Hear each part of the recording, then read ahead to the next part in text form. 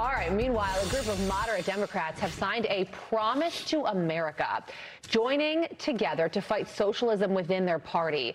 And Democratic strategist James Carville went a step further, telling socialists to form their own party. All of these people hate Democrats. Why do you want to run as a Democrat? Start your own movement. If it's such a powerful, sweeping movement that's got momentum everywhere, then go ahead and be at the head of it. Don't use the Democratic Party to advance it. Joining us now to react, senior writer for the Washington Examiner and Fox News contributor Joe Concha. Joe, is it too late? Is the socialist genie well out of the bottle by now, giving away free stuff on the taxpayer's dime?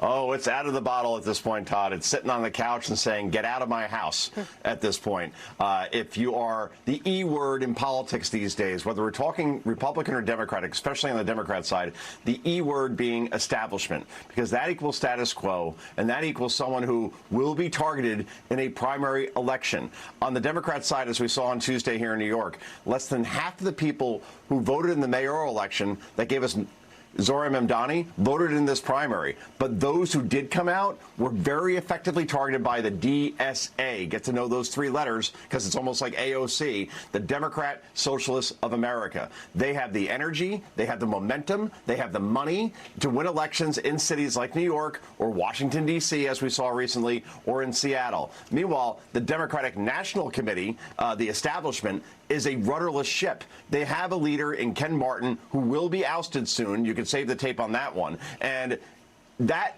DNC is in debt to the tune of millions of dollars. So this is what we've been talking about, but it's worth repeating. One by one, major American cities are going to fall to socialist candidates, and establishment Democrats know this. That's why they're trying to organize around this at this point. People like Carville, like you just played, who I guess is living out of a hotel, Motel 6 at this point, given every video I've seen lately. But that's another topic altogether. But yeah, they know if they try to run against a socialist in a swing district, that may go better for the establishment, but in major American cities, they're going to fall one by one because that is where the energy is right now, guys. DSA 100,000 members strong, and you're right, not going anywhere.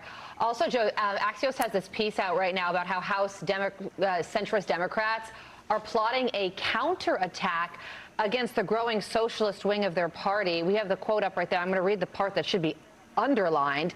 There's going to be a war, one centrist lawmaker said, calling the incoming leftist members bomb throwers, not problem solvers. So what's it going to be like when these incoming socialists, and there are certainly going to be three that we already know because they are absolutely winning the general election in November, what's it going to be like when all of these socialist members do wind up on Capitol Hill in January of next year?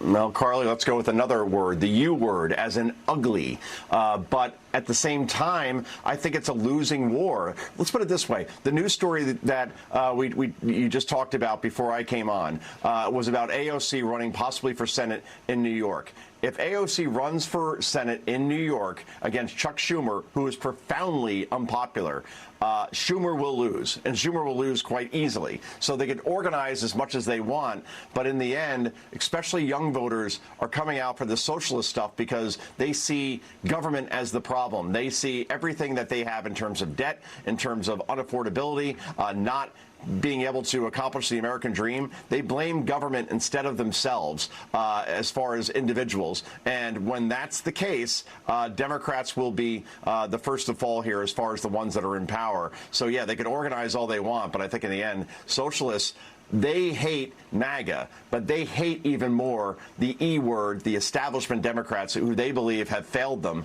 and they will be targeted, and those establishment Democrats will lose. That I do know. It begs the question, which message will carry more weight in November? Democrats blaming Republicans for inflation, which I should add was started under Joe Biden, or Republicans blaming Democrats for coddling socialism and allowing it to get to this point. It all comes down to that come November. We will see. Joe Concha, have a great weekend, my friend. Yeah, good stuff. Be sure to like and subscribe for all the Fox News latest on YouTube and catch full shows streaming now on Fox One.